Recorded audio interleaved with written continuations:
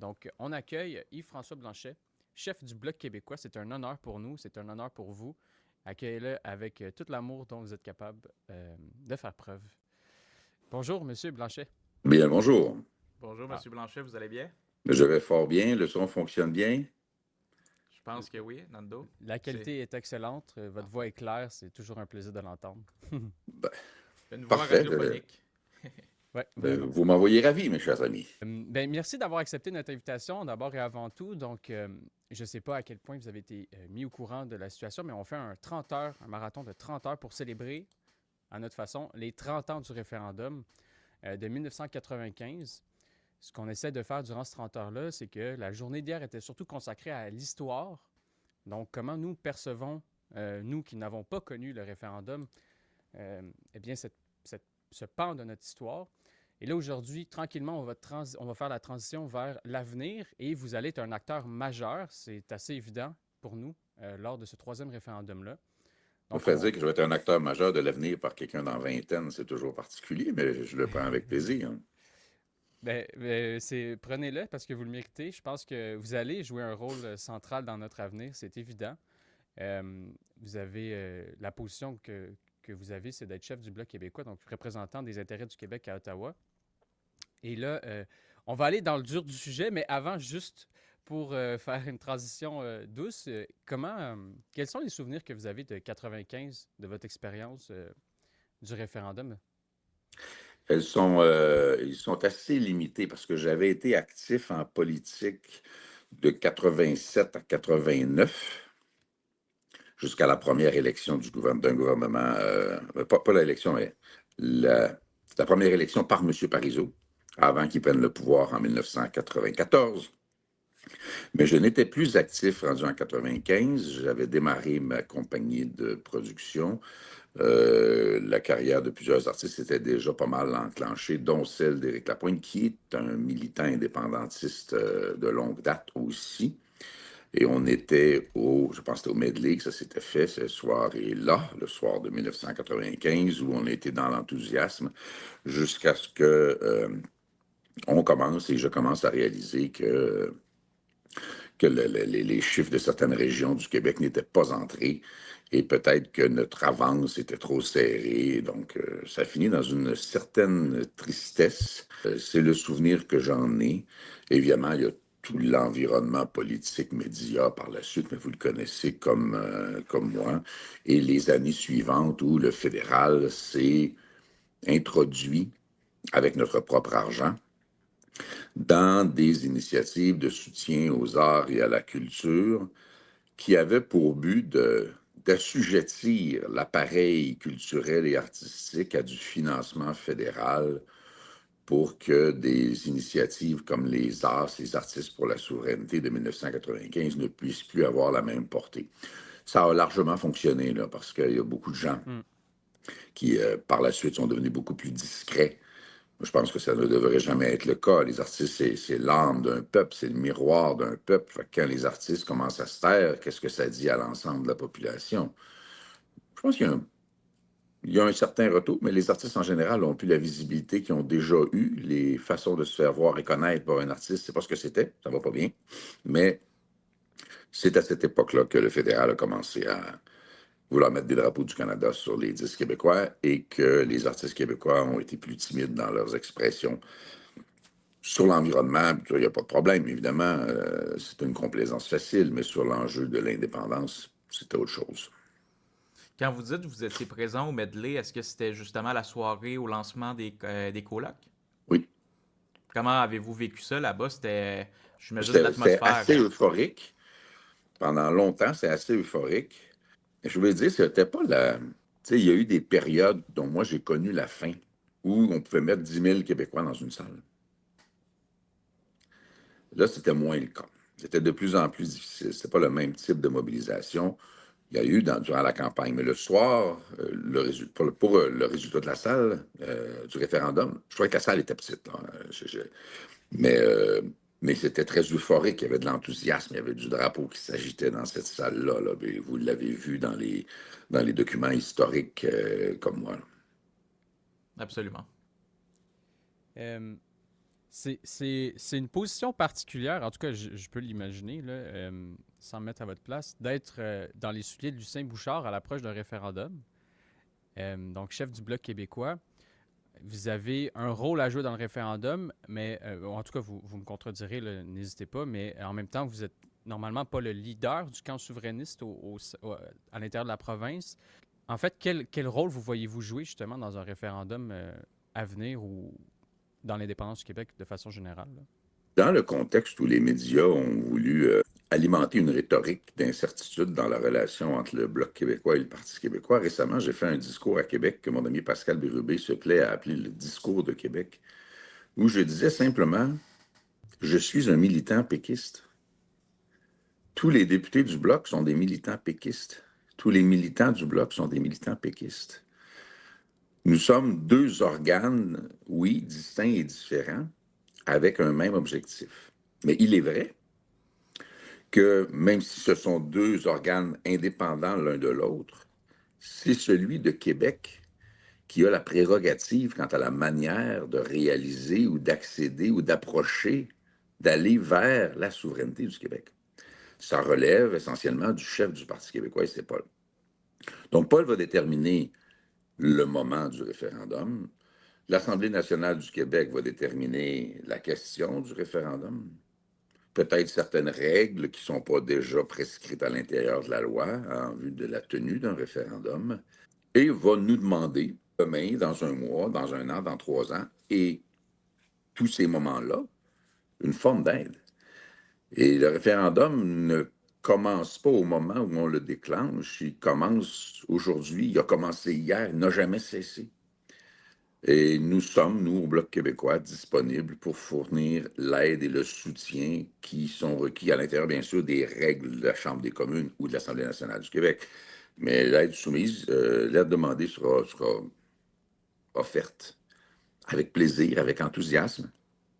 Et je serai là où on me demandera d'aide sous réserve d'être disponible. C'est vrai quand ils voudront dans Chicoutimi, puis c'est vrai lors d'une campagne référendaire. Il y a quelqu'un qui décidera, puis en général, c'est pas une seule personne. Rendu là, c'est un groupe, c'est un comité du oui Ouais. qui décide voici les meilleures places où utiliser telle ou telle personne, telle ou telle ressource. Et c'est comme ça que je vais aborder la question. Et jamais je ne me permettrai de me comparer à Lucien Bouchard, comme je ne crois pas que Paul se compare à Jacques Parizeau, et personne n'oserait se comparer à René Lévesque. Donc, je prends ça avec la nécessaire modestie. Là. On a le rôle qu'on a à jouer, mais ça va appartenir davantage aux gens qu'à des leaders avec des statuts de super vedettes. Ben oui. Bon, moi, dans tous les cas, si jamais vous faites l'indépendance, ce sera votre nom maintenant qu'on utilisera comme référence, mais je veux pas. Vous avez fait une belle preuve de modestie, gardons-la. Merci pour ça. J'ai envie, j'ai envie de poser deux questions. La première, c'est que vous avez quand même parlé des règles qui entourent le référendum, donc on va établir. Nous, hier, on a écouté le documentaire Point de rupture. Toute la communauté, il y a une certaine colère, évidemment, puis nous, on l'a assumé. Je vous oblige pas à aller là-dedans si vous êtes pas, si vous voulez pas vous avancer trop, mais nous, on a vu, tu sais, le fédéral, pour nous, il a triché, il a utilisé beaucoup de mécanismes. On a aussi regardé ce que Jean-François Lisée a écrit dans son livre Octobre 95. Donc, il y a beaucoup de signaux puis ça a été démontré que le fédéral a triché dans le référendum. Ça peut être frustrant pour une génération comme nous qui ont... Je vais vous lire quelque chose. Bougez pas. Ouais, Ça tombe bien, je suis à côté de mon ordinateur. Vous êtes dans la caverne qui est mon bureau chez moi. C'est plus sombre que ça d'habitude. D'habitude, c'est éclairé seulement par une petite lampe, quelques chandelles, puis du bac. Bon, c'est très tranquille. Mon encre est très, très tranquille. Puis là, il y a un gros, gros gym.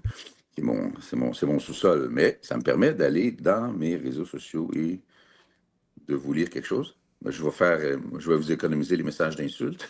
Il y en a toujours un certain nombre. c'est Alors, effectivement... Ça fait partie du jeu, hein? ouais, ça devrait pas faire partie du jeu parce que ça éloigne du débat public des gens qui ont un peu plus de difficultés, et à juste titre, à subir ça. Mm. J'ai commenté sur le texte de Jean-François Lisée qui faisait son analyse par rapport aux mensonges et à la tricherie. Puis j'ai dit, dans tous les scénarios, le Québec, ou toute sa part qui aspire à un pays qui lui soit propre et qui croit pouvoir en convaincre une majorité, doit partir de là où on est et avancer. Cela dit, il est salutaire de regarder l'histoire en face. On le sait, mais il faut encore et encore le dire, le non a triché. Si le non n'avait pas triché, le Québec serait un pays. On peut se rallier aux tricheurs ou recommencer à réfléchir et avancer. Essentiellement, c'est la façon polie de dire je pense qu'on s'est fait voler le résultat du référendum. La démonstration est difficile de façon formelle, mais la logique le prouve en soi. Évidemment, on ne peut pas quantifier le résultat d'un mensonge. On ne peut pas quantifier le résultat de l'argent qui a été investi parce qu'il n'y a pas de corrélation directe entre le nombre de votes et l'argent investi, mais évidemment, les ressources étant de l'ordre du triple. Mais on peut être certain, on est capable de quantifier le nombre de nouveaux électeurs possibles, pas ayant effectivement exercé leur droit de vote. Mais on peut aisément penser que les 27 000 qui devaient changer de bord auraient été là. Ça aurait été un résultat différent. Ça aurait peut-être été un résultat très serré.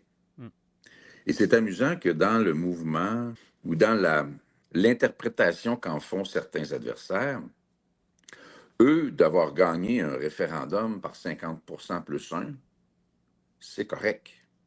Mais si nous, on gagnait un référendum par 50% plus 1, ce ne serait pas correct. La règle de droit n'est pas la même, semble-t-il, de leur point de vue. C'est évidemment des calembres d'aine.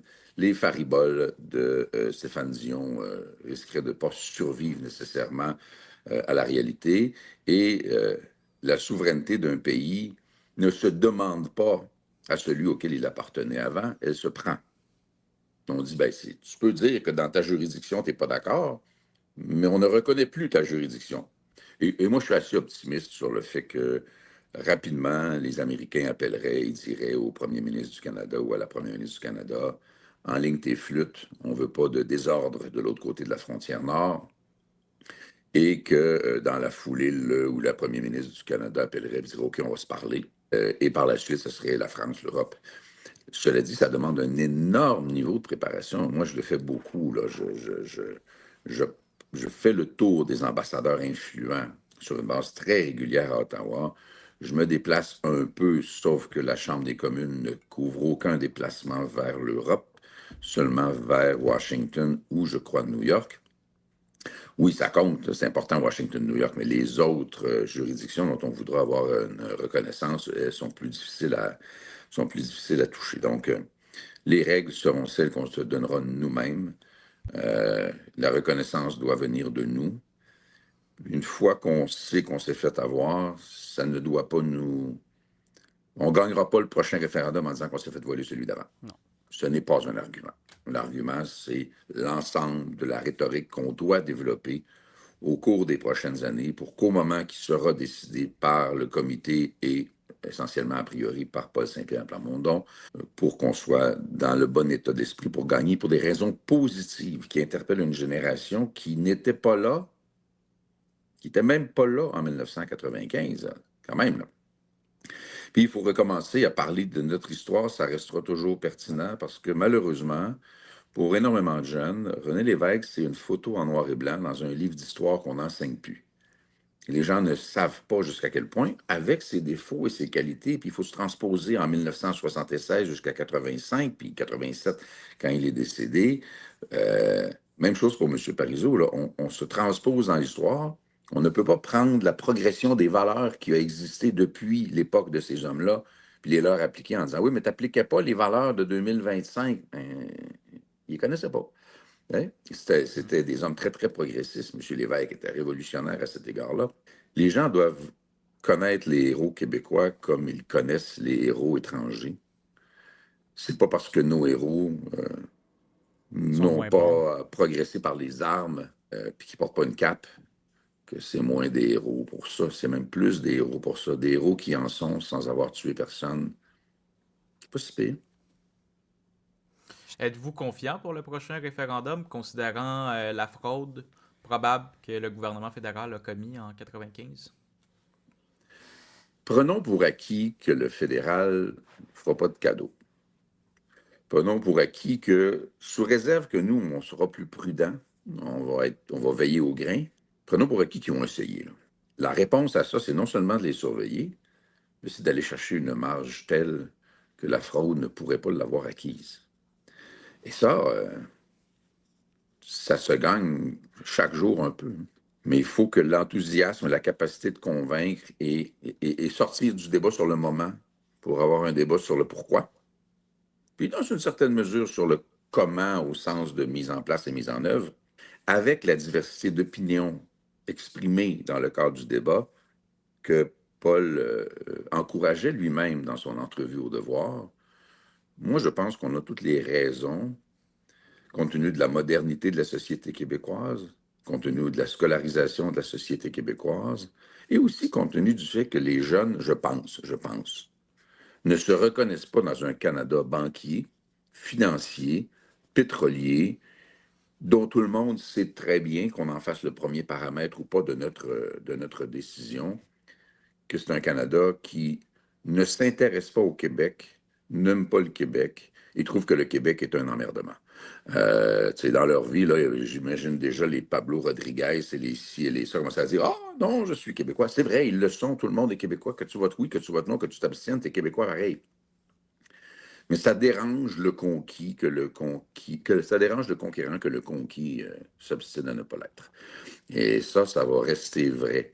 Alors, faisons le débat sur le fond, de façon saine et sereine et sur la manière. Soyons généreux et accueillants pour ceux qui ne pensent pas comme nous, sous réserve qu'ils soient de bonne foi. Et je pense que le Québec d'aujourd'hui va dire oui. Puis c'est pas les chiffres actuels. Ça m'émeut assez peu, les chiffres actuels en termes d'appui, parce que la campagne n'a pas eu lieu. Puis il faut l'intensifier sur les routes partout. Il faut déjà aller voir les gens et leur dire, écoutez, d'ici quelques années, on va vous poser une question, on veut en discuter avec vous, puis vous en ferez ce que vous voudrez. Et l'autre affaire à laquelle il faut cesser d'adhérer. Les sondages disent, la priorité des gens, c'est la santé, après ça, la priorité des gens, c'est le pouvoir d'achat, après ça, la priorité des gens, c'est le logement, puis après ça, la priorité des gens, c'est le commerce, après ça, la priorité des gens, c'est... Bon. C'est probablement vrai que s'ils doivent n'en nommer qu'une ou dans certaines modulations deux, ça donne ça. Ça ne veut pas dire que les gens qui disent que la santé est prioritaire ne s'intéressent pas à l'indépendance. Qui ne mettrait pas la santé ou sa capacité d'aller faire l'épicerie davantage à l'avant-plan qu'un projet qui, pour l'instant, est dans un futur encore incertain? C'est tout à fait normal. Et on a pris l'habitude de diminuer le poids et l'importance des arts et de la culture et de l'histoire. C'est triste, c'est d'une tristesse infinie. Mais je ne pense pas que ce soit vrai pour les gens. C'est un acquis. Il y a des gens qui voient le français faiblir. Mais de façon générale, personne ne se dit, moi, personnellement, je vais perdre ma langue, mes arts, ma culture demain matin. Mais la raison pour laquelle on fait la souveraineté, c'est toujours parce que nous, dans notre différence, voulons avoir un pays qui soit le nôtre. Or, notre différence se définit par la langue comme véhicule de modèle de pensée. Là, c'est ça, c'est l'anthropologue en moi qui est biaisé, mais c'est la façon dont la pensée se structure, c'est la langue. Lorsque je parle anglais, je pense en anglais parce que je sais que le véhicule n'est pas le même et que je m'adresse d'une façon différente à des personnes différentes. La connaissance de notre histoire, l'attachement à notre patrimoine et évidemment une culture artistique effervescente comme il n'y en a que peu à travers le monde. Et aujourd'hui, il n'y a pas moins d'artistes qu'il y en avait quand moi j'étais dans ce milieu-là. Ils n'ont pas de tribune. Être un artiste, c'est pas hey, j'aimerais ça gagner ma vie avec ça. Oui, il y a de ça. Mais c'est beaucoup avoir besoin que ça sorte. Avoir quelque chose à dire, avoir quelque chose à chanter, avoir quelque chose à peindre, avoir quelque chose à écrire. Il faut que ça sorte. Ben, les plus beaux artistes sont ceux qui ont ce besoin-là. J'en ai connu. Il fallait que ça sorte. Et ces gens-là existent encore. Et ces gens-là ont besoin de tribunes. Les arts et la culture sont un secteur économique plus important que l'aluminium, la forêt, l'acier, l'aérospatial, ensemble. Là. Ouais. Plus d'emplois, plus de retombées Incroyable. économiques, plus de retombées par dollar investi. C'est fondamental dans notre économie, mais ce n'est pas le rôle de la culture. Le rôle de la culture, c'est d'être le reflet de ce que nous sommes. Il faut les voir, il faut les entendre. Je me reproche souvent, je suis encore sensible à ça, puis je m'intéresse aux nouveaux et aux jeunes artistes qui ne font pas nécessairement des choses qui vont m'interpeller autant moi, à 60 ans, que Claude Dubois, que je suis allé voir avant-hier soir encore, puis qui m'a encore fait vibrer avec sa voix, qui d'ailleurs s'enrichit avec l'âge, c'est tellement extraordinaire à entendre, puis qui est toujours aussi indépendantiste, puis toujours aussi sympathique quand on jase avec.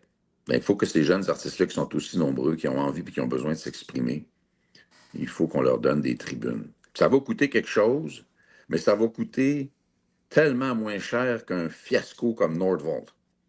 Prenez un bout de ce gaspillage-là éhonté. Prenez un bout de Saclic. Prenez un bout de tout ça, là.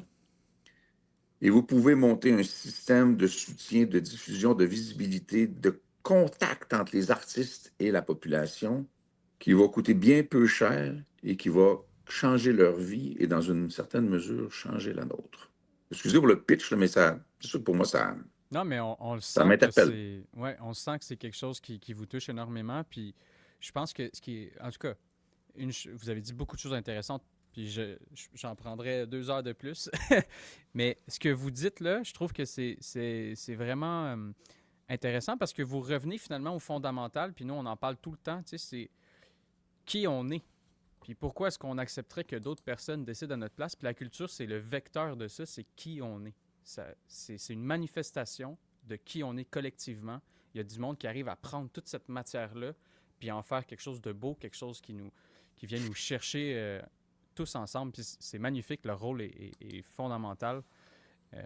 Marc-Antoine s'intéresse beaucoup à la culture québécoise, aux jeunes artistes, donc je suis sûr que ça l'a aussi fait vibrer d'entendre ce que vous disiez, là, c'est évident. Absolument, absolument. On va voir d'ailleurs ce soir Kinji 00, Lou Adrien Cassidy, 2 nouveaux artistes indépendantistes, à tout le monde en parle. Bon, ben, c'est merveilleux. C'est une bonne chose parce que on prendrait davantage d'indépendantistes sur les ondes de Radio-Canada. Ça ne leur demande pas de nous soutenir, ça leur demande d'être un reflet informatif et fidèle de la société, de leur point de vue franco-canadienne, avec toutes les orientations et les tendances. Je ne veux pas chialer, mais chialons un peu. La dernière campagne électorale fédérale a été le lieu d'un affrontement complaisant et un peu entendu, et parfois même convenu, entre Mark Carney et Donald Trump. À l'élection précédente, le Bloc québécois, prenez les mêmes à l'échelle pan-canadienne, avait à peu près la moitié des votes. À l'élection de 2025, on était bien en deçà du quart de la visibilité dans l'appareil média francophone. Écarté au bénéfice de ce qui était le plus payant pour le moment. Le monde allait faire de la cote d'écoute à des stations de télévision ou des médias si c'était Trump versus Carney, puis la niaiserie de 51e État. Là. Moi, je parle souvent aux Américains, puis ils font un petit sourire quand je leur parle du 51e État. Là. Ils sont pas nono. Ben, on n'a pas eu donc la visibilité qui aurait été pertinente pour être un reflet du débat. On était positionné pour dire nous pouvons collaborer, là, parce que oui, on est des indépendantistes, puis oui, on dit à la Chambre des communes, puis ça ne fait pas les nouvelles parce que Blanchette soit indépendantiste, c'est tout sauf une nouvelle. Donc, c'est pas ça qui se retrouve dans l'appareil média, mais on le fait, puis on le souligne, puis c'est ça, ceux qui disent « Ah, vous parlez pas assez d'indépendance. » Arrêtez, là. On est là pour ça. Puis vous avez d'ailleurs dit représenter les intérêts du Québec. C'est beaucoup mieux que de défendre les intérêts du Québec. Représenter les intérêts du Québec ou porter les intérêts du Québec, ça peut aussi être de faire des propositions. Lorsqu'on a des intérêts convergents avec cette autre nation ou ces autres nations, on a le droit de collaborer. Face à Donald Trump, c'était la moindre des choses. Il y a une menace à notre économie, aux vraies priorités des gens qui n'ont pas encore l'occasion de voter dans un référendum. Là. Ben, on a le devoir et de faire en sorte que l'économie du Québec soit la plus forte possible et même, disons-le, soit la plus prête possible à l'indépendance. On ne peut pas laisser s'affaiblir le Québec dans l'intervalle. Puis l'argument de on a tellement mal qu'on va s'en aller de là, ça, c'est pas trop mon genre. Je veux pas que mes gens souffrent pour leur faire une proposition autre. Je veux que les gens aient confiance en nous, aient confiance en nos moyens, aient confiance en nos capacités. Il n'y a rien qu'un Canadien ou qu'un Australien ou qu'un Danois est capable de faire qu'un Québécois n'est pas capable de faire. Donc, pour toute là, on pourrait partir pendant longtemps, là. Donc, bref, je chiale un peu là-dessus, sur le fait que le Québec a fait comment dire, le Bloc québécois portait une approche de collaboration à la condition que les secteurs propres à l'économie québécoise soient pris en compte et protégés. Mm. Et c'était ça qui était fondamental. Donc, gestion de l'offre, on a gagné l'adoption d'une loi, c'est quand même assez historique. Évidemment, aluminium, dans une moindre mesure acier, aérospatial, pêche, énergie propre, art et culture. Bref, il y avait une liste. Ouais. À date, notre liste, qui est représentative de ce qu'est le Québec, pas de ce qu'est le Bloc, n'a pas été prise en compte. Tout est autour de l'Ontario, parce que c'est l'Ontario qui va déterminer si Mark Carney peut obtenir une majorité dans une prochaine élection ou pas. Donc, on avait raison. La prochaine campagne électorale va être la preuve de ce qu'on disait à la campagne précédente. Mais on continuera à travers ça à dire le plus vite possible qu'on n'a plus besoin de faire de campagne fédérale parce qu'on est devenu un pays, le mieux ce sera. Mais pour l'instant, l'histoire récente donne raison à nos revendications d'il n'y a pas 6 mois. Puis, ils n'ont rien à perdre à accepter les éléments qui sont bons pour l'économie de tout le monde. J'aimerais, si vous êtes à l'aise, là, je ne veux pas vous forcer la main, est-ce que vous avez peut-être un 10 minutes de plus à nous accorder? Je ne regarde pas tellement l'heure pour Ah, l'instant, donc vous ça êtes... va. merci énormément dans ce cas-là. Moi, je suis fan là en ce moment. Euh, c'est une situation inédite. Il y a il y a une chance. Bon, il y a beaucoup pardon, de suppositions. Il y aurait une élection fédérale. Je ne veux pas rentrer nécessairement là-dedans, mais ce qui semble assez évident, c'est que peu importe qui sera le premier ministre du Canada, que ce soit Pierre Poilievre ou Mark Carney, lors du prochain référendum, pour la première fois, on va se trouver dans une situation inédite où c'est un Canadien anglais qui va être à la tête de l'État du Canada pendant un référendum québécois. Euh, qui va être le porte-parole du camp du non? Comment vous voyez ça? Je présume, ben, je présume, mais je ne le sais pas. Je présume que si on tombe en élection à court terme, c'est parce que les libéraux savent qu'ils vont gagner cette élection-là et selon toute vraisemblance, je vais me tromper, ça va être Mark Carney, qui est une incarnation valable de ce qu'est le Canada et qui est une incarnation claire des différences entre le Canada et le Québec. Ce n'est pas un homme belliqueux par nature. C'est assez posé. Il ne fera pas des sparages à l'emporte-pièce à la Pierre Elliott Trudeau ou dans des propos qui sont dans aucune langue intelligible, comme d'autres qu'on a connus. Je ne crois pas qu'il va être plus attaché à la vérité que d'autres. Par contre, ça, l'histoire récente nous le démontre aussi. Mais je suis certain qu'il va aller chercher des ténors francophones québécois pour les greffer à une campagne. Hmm. J'ai pas de boule de cristal et je suis pas le gars des grandes stratégies secrètes, là. Euh, moi, bon, j'ai un peu peur de personne en débat, là. Euh, On l'a vu. alors, j'ai envie de dire, ben, donnez-nous des tribunes, construisons-nous nous-mêmes des tribunes. Je me rappelle de la campagne de 21, où on n'avait pas le droit de faire d'assemblée. Je montais debout sur des tables de pique-nique dans des parcs. Puis je parlais au monde. Pas, donnez-nous des tribunes, puis on va gagner. C'est sûr qu'on va gagner. Et moi, je ne demande que ça d'un parce que j'aime ça. J'ai beaucoup de plaisir à sentir une salle de gens qui veulent la souveraineté du Québec, qui sont interpellés dans un discours, puis c'est pas à cause des vertus de la personne qui fait le discours ou pas, ça n'a rien à voir avec ça. C'est l'envie de ces gens-là de nouveau vivre ça. Et des jeunes qui ont... Et vous n'avez pas connu ça, vous autres. Je ne vais pas faire mon vieux, là, mais... On veut en apprendre. non, mais si vous n'avez pas connu l'époque où les mobilisations se faisaient, c'était beaucoup de monde. Et moi, bon, bizarrement, j'aime pas les grosses foules, mais j'ai mal choisi mes différentes carrières. Mais il y a quand même quelque chose qui t'emporte dans une foule. Il y a quelque chose qui t'emporte lorsque tu es ensemble avec d'autres gens. Puis c'était dans le discours de l'époque. J'ai un peu connu, je ne suis pas de ceux qui prétendent avoir été un grand chum de Pierre Bourgault. Il y avait une mode à l'époque, mais j'ai connu Pierre Bourgault. J'ai encore des enregistrements de discours de Pierre Bourgault. C'est des moments où la foule, c'était le plus proche d'une foule qui va dans un spectacle d'un artiste qu'elle adore, là. Et c'était magnifique. Puis ce que les chansons de l'époque portaient aussi, c'était d'être ensemble, c'était un mouvement. Le Québec s'est construit en étant collectif. On était dans les années 50 des Canadiens français qui étaient sur le payroll des Anglais. Mm. Et en 50 ans, on peut dire que c'est pas tout à fait fini, mais le plus gros est en moins de 50 ans, ça c'est clair. On est devenu une nation comparable à n'importe quel autre dans les pays parmi les pays les plus riches. Et on l'a fait parce qu'on a travaillé de façon collective. Et la mode anti-syndicat aujourd'hui, bien que personne n'est à l'abri de la critique, là, moi, ça me heurte parce que sans le mouvement syndical, le Québec moderne n'existerait pas. Les gens savent un peu qui est Jacques Parizeau et René Lévesque, mais peu connaissent le rôle extraordinaire d'un Guy Rocher dans l'histoire du Québec.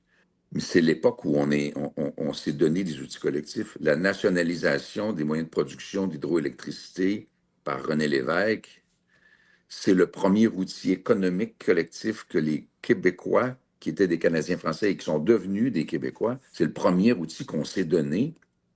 Et ça a donné lieu à toute une séquence de réappropriation de notre économie contrôlée désormais par nous-mêmes avec des économistes pas moins brillants.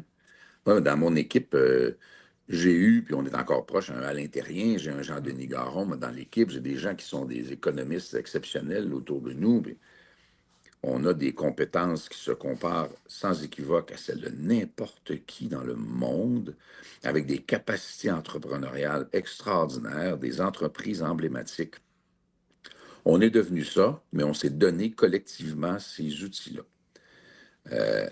Alors, gardons en tête là, que être collectif, travailler de façon solidaire, mais ne détournez pas le sens du mot. Le solidaire appartient pas à un parti. Ça a construit le Québec et c'est la seule façon de l'amener à l'indépendance. Tellement. Merci, merci pour ça. Vous savez, je pense qu'on s'est déjà croisés, tout le monde le sait dans le chat aussi, je travaillais avec Louis Chabot au Parlement fédéral qui m'a complètement transformé sa vision, justement, sa défense des syndicats. Puis elle m'a donné plusieurs livres que j'ai eu la chance de lire sur leur histoire. On ne réalise pas à quel point ils nous ont construits, puis à quel point on s'est construit à travers ces outils-là collectivement. Merci d'en avoir fait part. Je pense que c'est... Oui, puis les affaiblir. Hein. Ne mêle pas les affaires de Québec, mais affaiblir les syndicats pour que la CAQ essaie d'aller chercher des votes aux conservateurs québécois parce que leur chef est profondément antisyndical. C'est pas dans la haute voltige morale. Le message est passé. Vous parliez des tribunes, puis on m'a dit qu'il fallait que je vous laisse partir à écart. Donc, ça a l'air qu'on a quand même des règles. Juste pour conclure, je pense que c'est une bonne question qui a été posée dans le chat. Il y en a eu plusieurs, merci tout le monde. Les gens aimeraient savoir, est-ce que vous avez un livre à nous recommander? Un livre à nous recommander à lire pour nous outiller face à la modernité ou juste en lien avec l'indépendance du Québec? J'ai énormément de livres en lien avec l'indépendance du Québec. Là, je ne saurais plus. On pourrait retourner dans les origines de ça avec du Lévesque. D'ailleurs, vous seriez surpris de voir à quel point les argumentaires du début du mouvement souverainiste sont les mêmes. Je disais à l'époque, là, on avait un truc qui s'appelait l'ABCD de la souveraineté. On était 4 députés, puis on faisait le tour du Québec, puis on faisait des discours sur l'indépendance. C'était Hossan, Blanchet, Cloutier et Drainville. Ça vous dit que c'est une autre époque. Et moi, je disais, écoutez, on fait la même indépendance, on fait l'indépendance pour les mêmes raisons que les principautés grecques se battaient entre elles. Là. C'est pour être libre, c'est pour prendre nos propres décisions et s'entendre avec n'importe qui d'égal à égal. Éclair de génie de René Lévesque à l'époque, là, parce que c'est le fondement de la souveraineté association, c'est que tu sois plus gros ou plus petit, quand tu es un pays, tu es l'égal de l'autre. Pays pour pays, le Québec sera l'égal des États-Unis. Aura le même vote aux Nations unies. On ne sera pas l'égal économique, c'est peut-être la grande erreur, je ne veux pas aller dans le commerce, mais la grande erreur de Mark Carney. Quand l'Europe est partie de son bord, Mark Carney avait omis de dire à l'Europe, il faut qu'on travaille ensemble. Il faut qu'on additionne assez de gens pour représenter un marché plus important que les États-Unis. Il faut qu'on additionne assez de produits intérieurs bruts pour arriver à un PIB plus important que celui des États-Unis, pour faire un mur devant les États-Unis et dire, tu touches à l'un d'entre nous, tu auras la réponse de chacun d'entre nous et elle sera coordonnée. Hmm. Mais plutôt que de faire ça, il a dit, moi, je suis bien meilleur que tout le monde, moi, tout faire ça tout seul. Et il s'est lamentablement planté à date, ça en fait pitié, et il essaie de mettre de l'avant un plan d'affaires de projets d'infrastructure qui ne changeront rien dans la vie de personne avant que Donald Trump ne soit plus président des États-Unis. On se fait un peu avoir à l'heure actuelle, là, mais on va continuer à le dire. Bref. Ben, merci beaucoup. Vous parliez de tribune aussi. Nous, c'est sûr que c'est ça qu'on essaie de bâtir hein, en ayant notre propre média dont on dépend parce que, pour plusieurs raisons, mais une des raisons, c'est aussi pendant la campagne fédérale, moi et Marc-Antoine, on a réagi à la. Pour nous, c'était une prise de position claire de Radio-Canada en faveur de Mark Carney, puis on s'est pas gêné pour le dire. Il y Vous a de ça. disiez. Hey, je n'ai pas répondu à votre question, mais je vais vous en Ouais. proposer un livre. Moi, je suis en train d'en lire un qui n'est même pas sorti parce que je le préface et il est extrêmement intéressant, mais il y en a un qui vient de sortir. Et puis, c'est pas parce que c'est mon ami Simon-Pierre Savard-Tremblay, vous l'avez déjà, vous autres, c'est sûr, mais c'est parce c'est un feuillet, c'est pas gros, là. C'est un OK. petit livre et c'est une vision moderne, c'est une synthèse moderne qui touche à la fois l'économie et les fondements de l'idée d'indépendance que Simon-Pierre a livré. Donc, on ne peut pas être plus à jour que ça. Ça pourrait être la recommandation que je vous ferais, mais n'oublions jamais les classiques, là,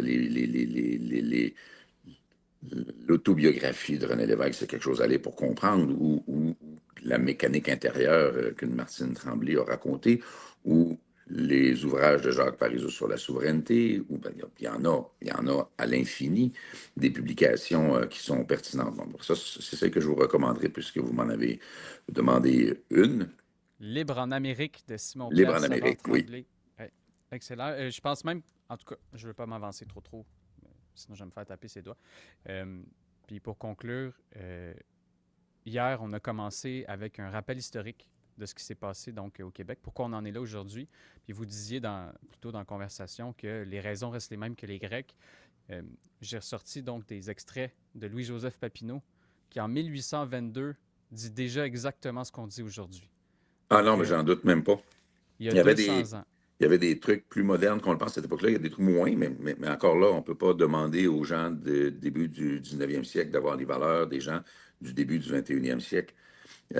J'ai quand même aussi quelque chose à vous demander parce que je suis de cette génération qui s'adapte aux médias électroniques parce que le papier n'existe plus. Puis c'est triste parce qu'on aimait ça avoir un journal en papier dans les mains, puis ça sentait. Mais je cherche à mieux connaître euh, là où les jeunes prennent leur information. Parce que contrairement à ce que les vieilles choses comme moi pensent, les jeunes sont informés. Les jeunes ont des opinions. Ils en discutent entre eux, créant des mouvements d'opinion qui vont déterminer l'avenir collectif du Québec, qui inévitablement va appartenir davantage à ceux qui aujourd'hui sont jeunes, mais ne vous l'aurez pas, vous ne le serez pas toujours. Euh, Et j'essaie de voir, de comprendre, de fouiller, mais où prennent-ils et où échangent-ils ça? C'est sûr qu'il y a des réseaux, c'est peut-être pas tant que ça les mêmes. Écoute, moi, je sais bien qu'il y a des jeunes qui parlent de politique en gaiement. Donc, parce que, tu sais, il y a des canaux que je ne connais pas, mais il faut interpeller, puis il faut parler. Il faut parler à ces gens-là. Moi, s'il y a des jeunes qui veulent que j'aille dire ce que moi, je pense à ma façon, moi, ça me fera toujours plaisir d'y aller. Euh, parce que c'est fondamental qu'on construise des. Tu sais, il y a le phénomène actuel qu'on voit beaucoup, là, le Gen Z, Mhm. dont je me suis informé qu'il n'y a pas des racines très profondes au Québec, un peu dans le Québec urbain, mais pas tant que ça.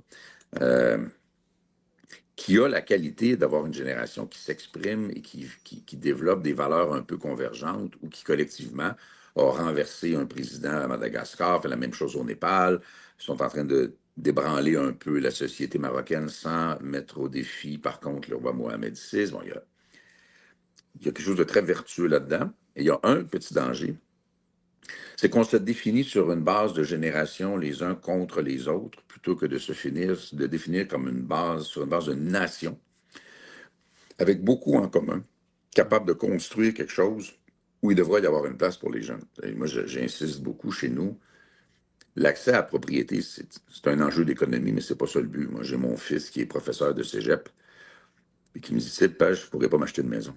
Est-ce qu'il serait pas normal que la génération qui est rendue là dans sa vie ait le même accès à la propriété que les autres, parce que la première recherche d'un être humain, puis le premier droit d'un être humain, c'est la recherche de bonheur, puis c'est le droit au bonheur. D'avoir un endroit que tu vas appeler chez soi, chez moi, chez nous, notre famille, là, c'est fondamental. Tu sais comment pour vouloir interpeller une génération, puis dire le privilège qu'on a connu, la prospérité qu'on a connue, une certaine richesse matérielle, même s'il n'y a pas que ça, loin de là, ben vous n'y aurez pas accès. Mais on voudrait que vous nous suiviez dans tel projet. Pas sûr que c'est une grande idée. Je suis pas sûr qu'on ne devrait pas commencer en partie par là. J'insiste beaucoup, moi, il faut travailler sur le pouvoir d'achat et l'accès à la propriété pour les jeunes. C'est pour ça que c'est dans les exigences que j'ai infligées au premier ministre s'il veut avoir une chance d'avoir notre appui pour un budget, ce qui risque de ne pas arriver parce que nos demandes sont telles qu'on sait que le fédéral ne les prendra jamais, sans même les avoir analysées, sans même les avoir chiffrées, parce que ça vient du Bloc puis parce que ça vient du Québec. Là, on n'a jamais voté pour un budget. Je doute que ça arrive cette fois-ci. Mais on a toujours profité de l'occasion pour dire voici ce dont le Québec a besoin. Et on le fait encore cette fois-ci. Ben, je vais prendre la balle au bon pour finir. Donc, effectivement, les jeunes, souvent, il y a beaucoup de gens qui pensent que les jeunes aiment juste les TikTok de 20 secondes. Puis c'est vrai que les jeunes écoutent beaucoup de TikTok. Mais les jeunes aiment aussi les très longs formats où on peut aller en profondeur, un peu comme on a fait ce matin. Puis comme on aimerait faire avec vous peut-être pendant beaucoup plus longtemps à nos studios, puis avoir une bonne discussion. Donc peut-être que les gens auront la chance de nous réentendre. On espère peut-être faire un beau podcast. C'est quelque chose de très populaire chez les jeunes, puis les gens peuvent s'asseoir. J'ai fait la même observation que vous faites. Les jeunes écoutent du contenu hyper condensé. Ben, n'importe qui. Moi, j'ai Instagram, puis je vois ça passer, puis les algorithmes m'envoient tous les sujets qui m'intéressent. Ça va évidemment de la politique jusqu'à Star Trek, là, tout est là. Mais aussi, les jeunes consomment des très, très longs formats. Exact.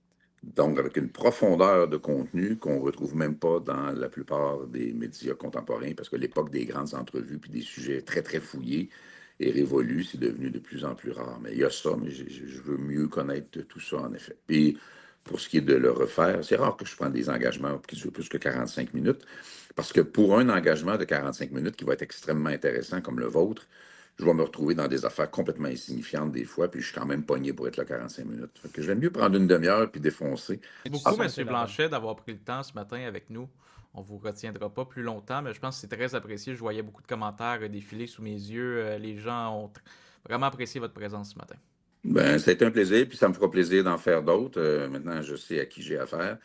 On n'est pas naïf, là, on s'expose pas à n'importe quoi dans le job que je fais. Mais ça me fera plaisir. Puis si vous êtes en effet une tribune pour aller parler à tous ces gens-là, ben, ce sera un plaisir de le faire. Merci beaucoup. À la prochaine Merci fois. énormément. À la prochaine. Bye bye.